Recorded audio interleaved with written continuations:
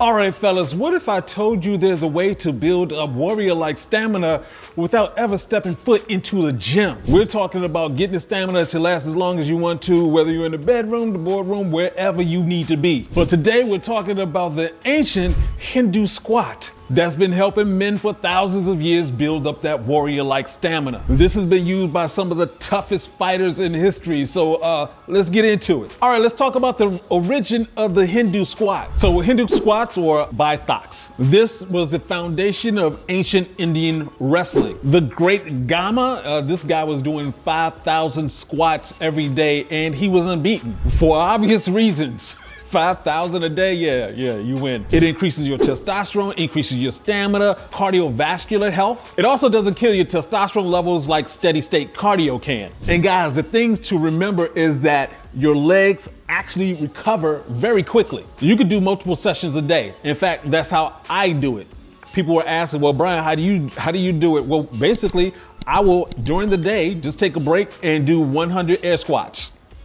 Now 100 Hindu air squats. And no, you don't have to wait a whole day. I do it like every 25 minutes. This is just part of my routine. Literally, it's just this. More squats, more energy, more drive. In fact, while I'm talking, I'm gonna go ahead and do it too. So when it comes to these Hindu squats, first of all, stand up. You want your feet shoulder width apart. And here's the trick. As you squat down, you want to raise up on the balls of your feet. Also, you move your arms in a controlled motion. You swing them back as you descend and swing them forward as you rise. So basically it looks like a jump. You're just doing a jump forward. Now you want to keep the motion fluid and controlled. Now you want to breathe out as you lower down and breathe in as you come up. That's called anatomical breathing, and it's even better if you just do it through your nose. You're gonna increase your nitric oxide that way. Now, that big difference between a regular air squat, bodyweight squat, whatever you want to call it, and a Hindu squat is getting up on your toes, and there's a reason for that. And that is, it targets the quads more than a traditional air squat. It actually increases your VMO, which is key for explosive power, sprinting, and jumping. It also builds tendon resilience. That means you're going to reduce the knee pain and avoid injury risk. It also engages